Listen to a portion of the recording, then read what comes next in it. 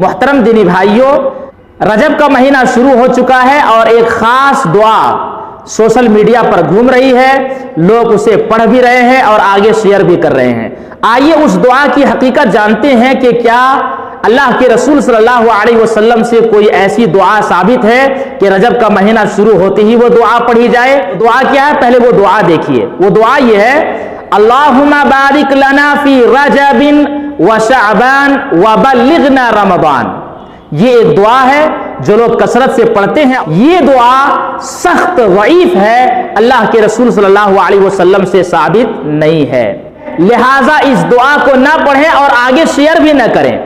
اگر کوئی آدمی آپ تک یہ دعا پہنچاتا ہے تو آپ ان کو تنبیہ کریں کہ یہ دعا اللہ کے رسول صلی اللہ علیہ وسلم سے پڑھنا ثابت نہیں ہے، اس لیے یہ دعا نہ پڑھی جائے۔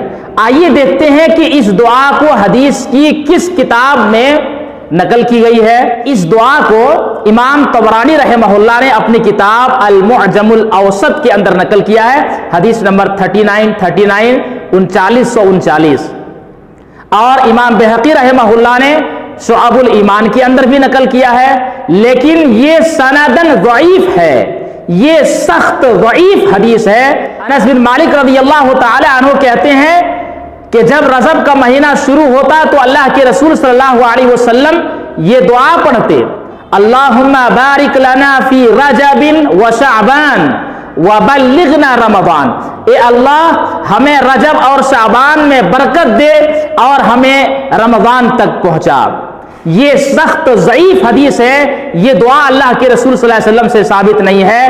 محدثین نے اس حدیث کو سخت ضعیف کہا ہے، اور ضعیف ہونے کا سبب یہ ہے کہ اس کی سند میں دو راوی ہیں جو محدثین کے نزدیک سخت ضعیف ہیں۔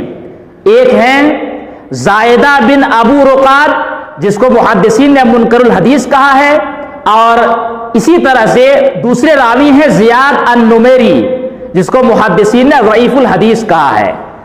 تو اس کی سند میں دو راوی ہیں جو دونوں کے دونوں ضعیف ہیں، لہذا اس پر عمل نہیں کیا جائے گا، یہ قابل حجت نہیں ہے، اور یہ اللہ کے رسول صلی اللہ علیہ وسلم سے یہ دعا ثابت نہیں ہے۔